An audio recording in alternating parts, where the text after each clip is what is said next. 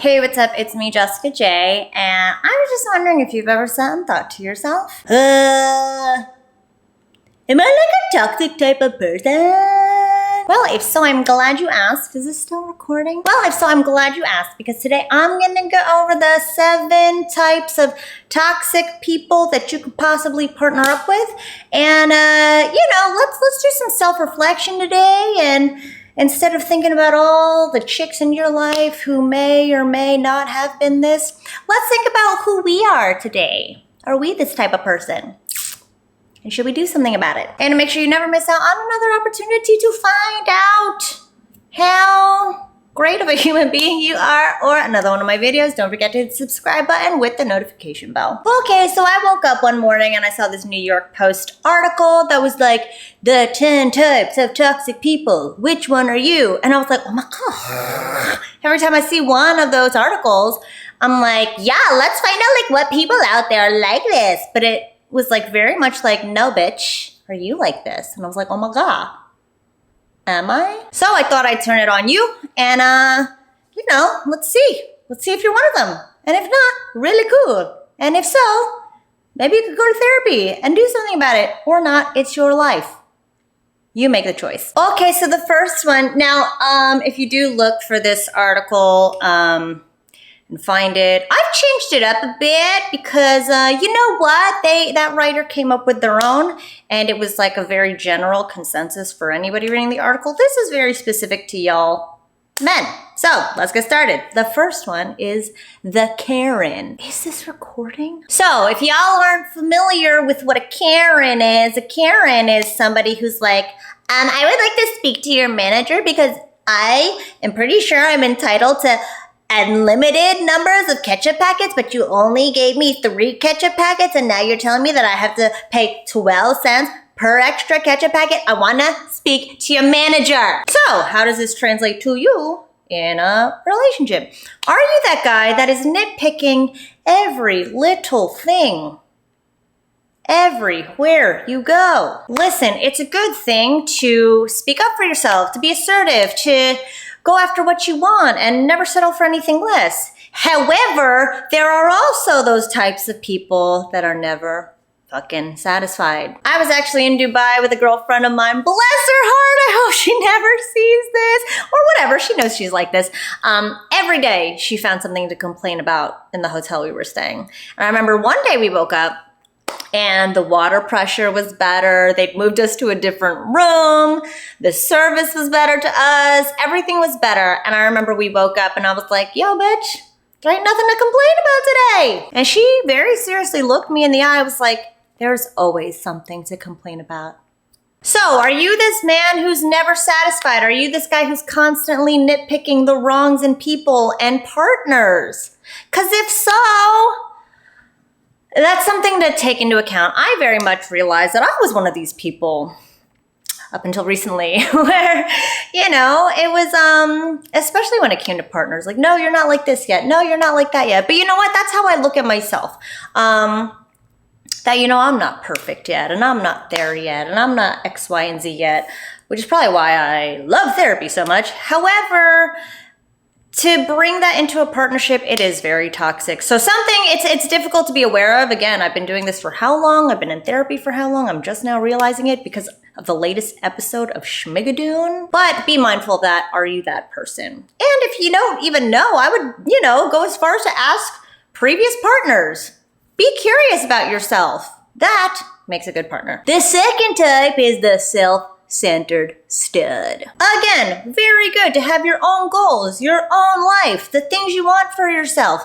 But if you're that person that gets you into a partnership is like, sorry, I can't give any more of myself. I'm just like really busy with work. Like, you don't know what it takes to be like as amazing as me. If you're that guy that can't make any type of compromise and expects to always get your needs met without being able to give what you expect in return, you are one motherfucking toxic person. Again, these are things that are hard to look at in ourselves. It's not easy. So of course, I want you to be mindful of the people you come across who are like this. And one way to gauge whether or not you are like this is if you don't like it in other people. That's the number one indicator that you might suffer from that as well, is if you don't like a certain quality in somebody else, chances are you might have it yourself, just a little bit. Number 3 is very interesting because a lot of people don't realize this is a bad thing to be, and that's the love bomber. So the love bomber always looks really good up front. This is the person like, texts all the time, gifts all the time, compliments all the time, available all the time, here's all my time. All the time. I dated a guy like this who actually ended up being a very physically abusive person, physically, mentally, emotionally. He's very much a love bomber. And he would say things to me like, I did all this for you and you can't even give me that in return. So it was like this idea of giving me all this stuff in order to get. It's so lovely to think that, you know, we should give without expecting anything in return. It's very natural to want something in return when you are giving of yourself. But when you are inundating and overwhelming somebody with stuff and expecting stuff in return, therein lies the problem. I remember I was talking to this guy one time, bless his heart. I was a super busy girl back then. This is just when I started my business about like 8 years ago. And he had like sent me a song. He wrote me a song, bless him, some like with my name in it and shit. And like, it was really cute. It was really sweet. And I guess I like stopped texting him like as much as I was throughout the day because I was busy. And he, flipped out. I was like, I wrote you this song and like, you can't even like text me back within like 5 minutes. Like, that's so fucking rude. Like, I don't have time for this shit. And I was like, okay, bye. So if you're somebody who thinks that giving and giving and giving and giving and giving should be rewarded or should be, what is the word, recompensated, then you're doing it for the wrong reasons. You should never be giving more than you're getting anyway, and you should never be giving with the expectation to get. So think about that one. Is this still recording? I don't even know. All right, number 4 is the slacker. This is actually, I don't even know what I meant. Okay, the next one is the slacker, which, again, you're the guy who has is like the opposite of the love bomber. You can't be, bothered to do anything new with your life when it comes to melding your existence with another. It's about sharing and blending your lives together.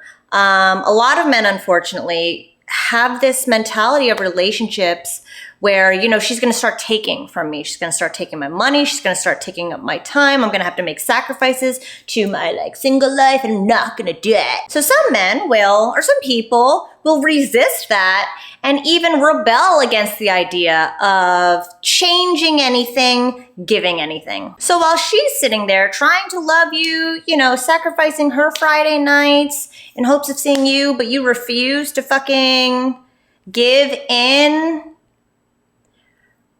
that does not a good partner make. On this channel, I have so many guys writing in talking about never let a girl take you off your hustle or some shit like that. And I completely agree. You don't ever need to sacrifice your goals, your desires, your individual life, and at the same time to not give anything is just like, why, and still expect something in return. That goes back to the self-centered stud. Don't be that dud. The next one is what I like to call the con artist.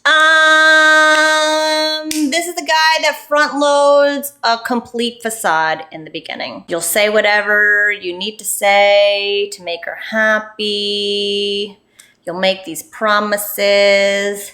You'll do all these things because you think that's what she likes. I dated this one guy who we had such an awesome time. We went out, we went to the club, we did ecstasy, we partied hard with my whole family. It was a good ass time. I thought this was the funnest motherfucker I ever met in my life. And he told me he wanted to get married, he wanted to have kids. And then you know, I realized like as we got comfortable with each other, with one another, he never liked to go out. He super condescendingly shamed me anytime I went out with my friends or like went to a bar and got drunk. And then out of nowhere, he's like, oh, I don't want to get married and have kids. And I remember asking him, like, I don't understand, why were you like that then? And he was like, well, I thought you were like that, so, you know, I just thought I'd do it too. Like, why? Why would you try to be somebody you're not to get somebody attracted to the person that you're not, only to then be who you really are? It doesn't make any sense. That is what con artists do. They fake who the fuck they really are to try to get something from somebody else. All the while, you're missing out on being loved for who you really are. You're wasting your time attracting people who you wouldn't even like. What is that? I get it. People put their best foot forward, but I'm telling you right now, put your funky foot forward and you'll find somebody to love you for who you really are. And that's what matters. That's really what this is all about anyway, right? Oh my God, this is like longer than I expected it to be. The next one is who I like to call the Debbie Downer. You know what, I was watching this episode of Shark Tank and this guy created this dating app over connecting over things that we both hate, because apparently connections become even stronger between two people based on their dislike for things. So I know for me, like I connect really well when me and somebody can talk shit about the same things. And at the same time, if that's all you're doing and you're being this generation or society nowadays, like I get it, the world sucks, people suck, but if you're that person who just only sees shit that sucks, you're dragging the person you like down. Even if you guys do connect with it. And if you know that you're with a bitch who is like a super Karen, super Debbie Downer, you don't deserve that either. Just so you know. Okay, and the last one is the control freak. I'm gonna tell you right now, I feel like women are probably more guilty of this than men. Or maybe not, you know, maybe I just have a lot of control freak friends. But this is the person that like, you have to do what I say you want to do. Like I dated this guy who would like get so fucking mad about like me posting bikini pictures. This is what I do. Or like me posting things about sex or me ever talking about sex or me cursing. And so with every little thing I changed and corrected for him, it was never enough. He was constantly accusing me of cheating, constantly accusing me of being a slut and a whore no matter what I did, to the point where now I was this completely filtered, restricted version of myself when he was the one cheating on me the whole fucking time. I will say this, if you find yourself wanting to control somebody, wanting to fix somebody, or in turn somebody's doing that to you, chances are they're the ones with the problems with themselves. If you know that, especially when in my line of work, guys would be like, oh, you do that? Like, well, I just feel like you're gonna judge me all the time if you're a dating coach. Listen, if you feel like I'm gonna judge you all the time, you're probably judging yourself already. So if you sit there and you're like, oh, I don't want a girl who's like this, like girls like that are like skanks, they're for the streets. If you're a guy who she needs to change this, that, and the other, chances are you got some changes you need made, my dear. So those are the 7 types of toxic people that I don't want you to be with. So in turn, let's find out if you are that person to begin with. And if you know that you want to be in a place where you are finding the women worthy of your time by putting yourself first and honoring who you really are with that funky foot forward as opposed to your fake foot forward, don't forget to check out my Speak to Spark Arousal system.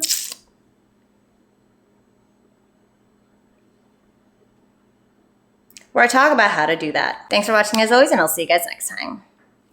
I really